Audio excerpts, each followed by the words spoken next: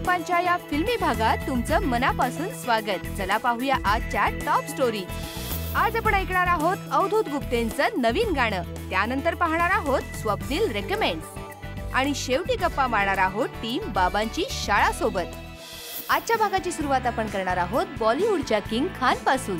तुझे देखा तो ये जाना सनम।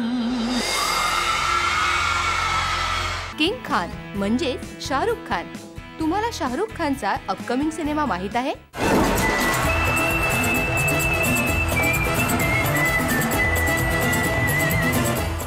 Correct, fan. त्याचं काय आहे, या सिनेमामध्ये एक गाणं आहे, फॅन अँथम म्हणतात त्याला। माझ्यासाठी हा खूप एक सुवर्णकांचन योग आहे।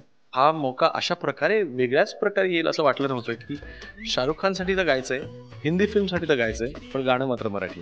आज मी माझा हिंदीतला ज्यावेळेला डेब्यू करतोय त्यावेळेला शाहरुख खान त्यांचा मराठीतला डेब्यू करतायत आणि म्हणूनच हा सुवर्णकांचन योग आहे। मराठी कलाकार म्हणून तर अभिमान वाटतोच, पण त्याआधी मराठी माणूस म्हणून। आणि शाहरुख खान सारख्या माणसाची फिल्म देखील ज्यावेळेला प्रमोट करताना त्यांना त्याच्यात मराठी गाणं डब करावं असं वाटतं, तर हे सगळ्याच अनुषंगाने एक अभिमानास्पद गोष्ट आहे।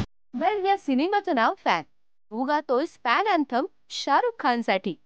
मग आम्हाला सांग, तू शाहरुखचा फॅन आहेस की नाही? हो, येस, मी शाहरुखजींचा फार मोठा फॅन आहे, कारण ते ज्या प्रकारे स्वतःचं ते स्टारडम कॅरी करतात ते फार भारी वाटतं मला। एवढा मोठा स्टार एवढं होणं हे एक दॅट इटसेल्फ एक मोठं ओझं आहे, आणि जे शाहरुखजींनी खूप छान पेललेलं आहे। एवढ्या लोकांचं, एवढ्या करोडो लोकांचं प्रेम मिळणं आणि त्याचा ते सांभाळणं हे खायचं काम नाही। सो एक स्टार म्हणून डेफिनेटली मी त्यांचा फॅन। घेऊया एक छोटासा ब्रेक आणि त्यानंतर भेटूया स्वप्नील जोशीला।